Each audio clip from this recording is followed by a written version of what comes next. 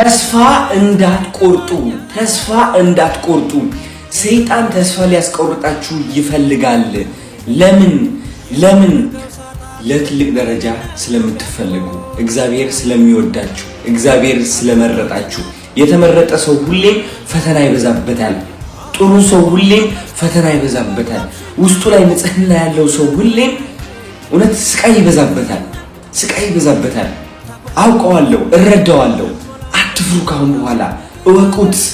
ሰይጣንን ተስፋ ሊያስቆርጣችሁ ቢሞክሩ፣ ተስፋ ብትቆርጡ፣ እግዚአብሔር ግን ካጠገባችሁ አለ፣ ከኋላችሁ አለ፣ ከፊታችሁ አለ፣ ከጎናችሁ አለ። እየመራችሁ ነው። እሱ ነው ወደፊት እንድትሉ እያደረጋችሁ ያለው። እውነቴን ነው የምላችሁ።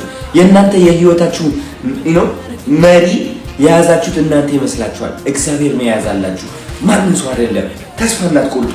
ሁሌም ታሸንፋላችሁ። ሁሌም ቀና ትላላችሁ። እግዚአብሔርን እኔ በጣም እግዚአብሔርን እወደዋለሁ። በጣም እግዚአብሔርን አከብረዋለሁ። በጣም እገዛለታለሁ፣ አምነዋለሁ። ከምንም በላይ ከማንም ሰው በላይ የምወደው የምመርጠውና የማምነው ማነው? እግዚአብሔር ብቻ።